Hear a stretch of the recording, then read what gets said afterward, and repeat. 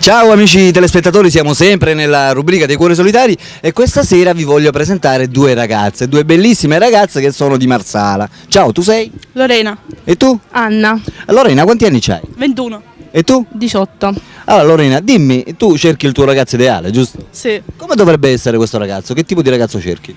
Diciamo biondo moro, lo stesso. È la stessa cosa? Sì. L'età?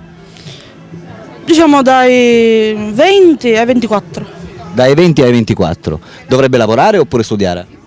Sì, deve lavorare, studiare, la stessa cosa. Ascolta, tu che fai? Lavori, studi? Io cerco il lavoro, forse l'ho trovato. Attualmente studi? No? No, mi Sei, sono sei casalinga praticamente? Sì, mi sono diplomata. Sei stata già fidanzata in passato, giusto? Sì, mi sono lasciata da poco. Quanto tempo? 2 anni e 7 mesi. 2 anni e 7 mesi. Ti sei lasciata? No, che sono stata fidanzata. Cioè praticamente la tua vecchia storia d'amore è durata 2 anni e 7 mesi. E da quanto tempo ti sei lasciata? Da pochissimo. Sarebbe? Un mesetto? Sì, 1 mese e mezzo. 1 mese e mezzo. Mentre per te come dovrebbe essere il tuo ragazzo ideale? Moro. Moro. Preferisco i mori. Alto quanto? Ma io sono 1,78, quindi 1,70. Ah, ti piace più basso? 1,80, 1,85. Lo vuoi più basso o più alto Più di te? alto. Più alto. Sì. Quindi da 1,80 a salire. 1,85, sì.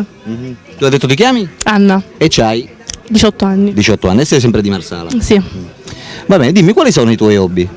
Scrivere poesie. Ah, sei poetessa. Sì, vabbè. Ascoltare musica. Ascoltare specialmente Marco Masini perché sono pazza di Ti lui. piace la musica di Marco Masini? Sì, ero Ho una pazza. testa.